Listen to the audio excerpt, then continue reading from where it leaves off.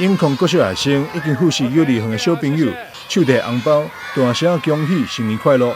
這是學校特別規劃節慶系列活動，讓小朋友在參觀遊戲同時，認識在地食材、年節食物、過年習俗等，透過有教有樂的方式，自然歡喜的學習。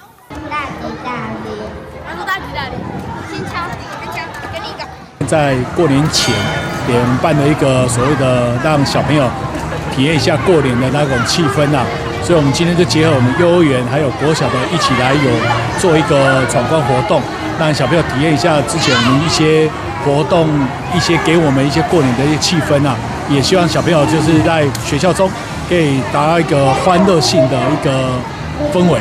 除了闖關遊戲，學校嘛安排給小朋友家己動手製造紅龜粿。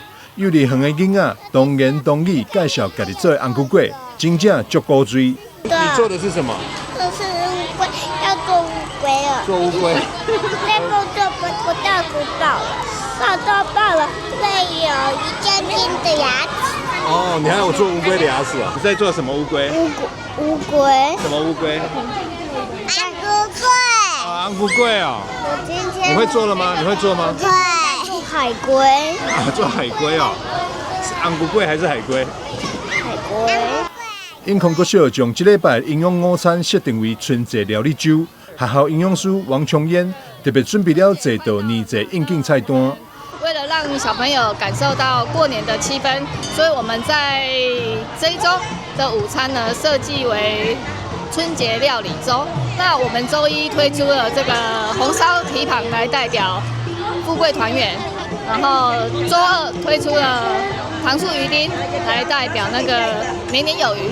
那周三呢推出了麻油雞飯來代表家家平安。那今天呢就供應了這個茂谷柑來代表大吉大利。然後也希望借由午餐呢可以讓小朋友來認識這個年菜，還有了解我們台灣的一些習俗文化。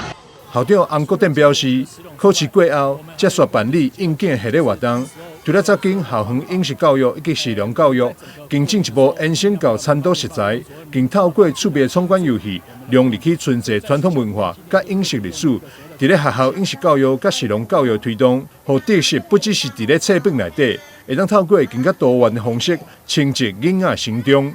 台南新聞張偉忠採訪報道。